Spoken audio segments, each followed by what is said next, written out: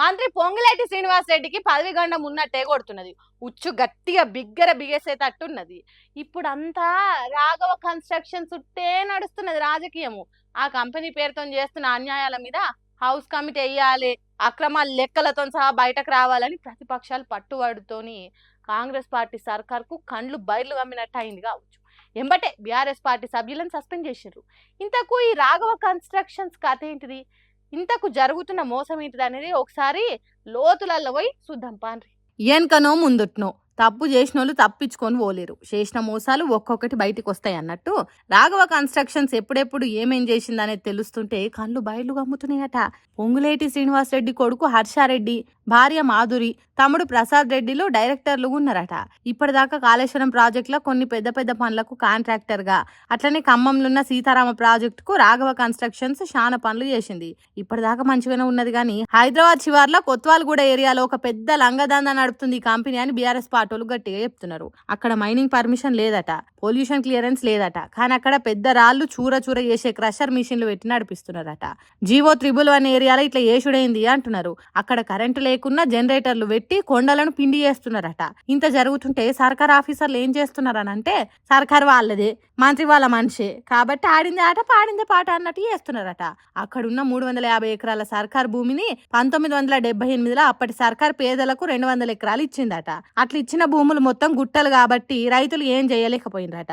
మళ్ళా 2008లో మళ్ళా ఆ భూములను సర్కార్ వెనకకు తీసుకున్నదట. తర్వాత ఒక కంపెనీకి టౌన్షిప్ కట్టుండ్రని ఇస్తే అది కూడా చేతులు ఎత్తేసిందట. తెలంగాణ వచ్చినాక కేసీఆర్ సర్కార్ వాటిని రెవెన్యూ రికార్డులకు ఎక్కించి సర్కార్ భూమి అన్నట్టు రాసిందట. కానీ ఇప్పుడు ఈ రాఘవ కంపెనీ వాటిని అప్పట్లో రైతులకు ఇచ్చిండ్రు కాబట్టి వాళ్ళ దగ్గర నుంచి లీజుకు తీసుకున్నాం అన్నట్టు రైతులతో చెప్పించిందట. ఆ భూమే వాళ్ళది కాదు అంటే వాటిని లీజుకు తీసుకున్నాం అనిపించి ఇంకో తప్పు చేసింది. అసైన్డ్ భూములను లీజుకు ఇయ్యర్ అనేది తెలవనట్టు చేసింది. అయితే దీంట్లో అందరికీ క్రషర్ మిషన్లే కనిపిస్తున్నాయి కానీ శంషాబాద్ ఎయిర్పోర్ట్ పక్కకే ఉన్న 350 ఎకరాల భూమిని గాజేసేదానికి అసలు ఉపాయం అన్నట్టు. దీని వెనుక ఓ ఆంధ్ర వ్యాపారి ఉండి నడిపిస్తున్నాడట. అంటే చూడండి, రాష్ట్రం ఇడిపోయినా ఇంకా వాళ్ళ పీడ ఓనిస్తలేరన్నట్టే కదా. ఇదంతా బీఆర్ఎస్ పార్టీ బయట పెట్టే వరకు ముంత పోగేసిన ముంగిస తిరిగైంది సర్కార్ పరిస్థితి. ఎటు మెస్ల లేక రాఘవ కన్స్ట్రక్షన్ కంపెనీకి మంత్రి పొంగులేటి శ్రీనివాస్ రెడ్డికి ఎటువంటి సంబంధం లేదని సీఎం రేవంత్ రెడ్డి చెప్పిండు.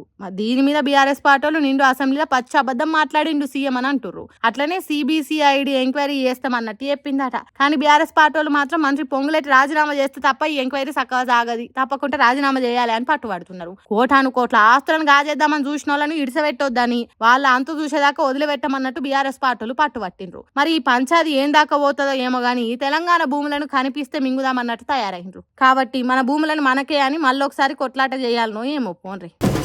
నీ యుద్ధం గాలిపోను, నీ యుద్ధం మునిగిపోను, ఎవరు తెచ్చిన యుద్ధమో ఎందుకు వచ్చిన యుద్ధమో గాని పబ్లిక్ ను కాదు ప్రభుత్వాలను కూడా పరిశాన్ చేస్తున్నది. కొన్ని దేశాలలో కరువు వచ్చినంత పని అవుతున్నదట. తిండికి తిప్పలయ్యే దేశాలలో ఈ యుద్ధంతోని ఆకలి సావులు వచ్చి అన్నమో రామచంద్ర అలమటిస్తున్నారట. కానీ మన దేశం శాననయం, సరిపోను గ్యాసు, పెట్రోల్, డీజిల్ అన్ని ఉన్నాయి.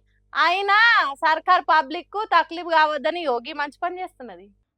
వెనకటి తిరుగా గ్యాస్ నూనె అదేనుల్లా కిరోసిన్ పోసి పొయ్యి అంట పెట్టుకునే బువ్వలు కూరలు ఉడికించుకునే కాలం దగ్గరలోనే ఉన్నదనిపిస్తున్నది. ఎందుకంటే సెంటర్ సర్కార్ పబ్లిక్ కు రేషన్ షాపులలో కిరోసిన్ పోస్తుందట. మరి ఎంత పోస్తారు, రేట్ ఎంత, ఎప్పటి నుంచి పోస్తారంటే ఇప్పటి వరకు అయితే కుటుంబానికి 1 లీటర్ చొప్పున ఆంధ్రప్రదేశ్ రాష్ట్రంలో పోస్తామని అక్కడ సర్కారు చెప్తున్నది. కడమ రాష్ట్రాలలో సెంటర్ ఆ రాష్ట్రానికి కిరోసిన్ ఇచ్చేదాన్ని బట్టి పబ్లిక్ కు సప్లై చేస్తారట. ఇంతకుముందు సెంటర్ సర్కారే ప్రతి ఇంటికి గ్యాస్ కలెక్షన్ ఉండాలి అని చిన్నగా కిరోసిన్ బంద్ పెట్టింది. ఆ గ్యాస్ నూనెతోని కార్బన్ కణాలు రిలీజ్ అయ్యి క్యాన్సర్ వచ్చే ఛాన్స్ ఎక్కువ ఉండేది. పొల్యూషన్ పొట్టు అయ్యేదని చిన్నగా తక్కువ చేసిండ్రు. కానీ ఇప్పుడు వంట చేసుకునే గ్యాస్ బండలకు ఏమైనా తక్లీఫ్ వస్తే ఎట్లా? ఇప్పటికే పబ్లిక్ ఏజెన్సీల ముంగట లైన్లు కడుతున్నారు. బుకింగ్లు చేసి వారం 10 రోజుల కమానము బండ కోసం ఎదురు చూస్తున్నారు. అందుకే అప్పటి వరకు పబ్లిక్ ఆగం కావద్దని ఈ పని చేస్తున్నారట. ఎట్లాగో కిరోసిన్ పోస్తున్నారు కదా అని డీజిల్ పెట్రోల్ అల్లా కలిపి కల్తీ చేయకుండా గట్టి యాక్షన్ తీసుకుంటారట. ఇదే సందని దొంగదందాలు చురు చేసేటోళ్ళు ఉంటారు కాబట్టి అక్కరున్నోళ్ళు మాత్రమే కిరోసిన్ తీసుకోండి, అవసరం ఉన్నంత మాత్రమే వాడుకోండి అన్నట్టు చెప్తున్నారు. ఇక ధరకాడికి వస్తే 15 రూపాయల నుంచి 40 రూపాయలు. ఇక కడమ రాష్ట్రాన్ని బట్టి రేటు మారుకుంటూ పోతుంది. కాబట్టి మనం రేషన్ షాప్ దాకా టిన్నో బాటిలో పట్టుకొని పోతే వాళ్ళు చెప్పేదాకా తెలియదు ధర ఎంతో అనేది. మరి ఎప్పటి నుంచి పోస్తారంటే ఏప్రిల్ నెలలో కిరోసిన్ మీ ఇంటికి వచ్చాడు పక్కా అంటారు. సరే ఎట్లయితే ఏంది కానీ మళ్ళా గుడిసెల గుడ్డి దీపం వెలిగించుకొని ఎనగర్ర దిక్కు చూసే కాలం వస్తుందా ఏంది అని భయం కలుగుతుంది అట పబ్లిక్. ఏం జరుగుతుందో ఏమో పోన్రి.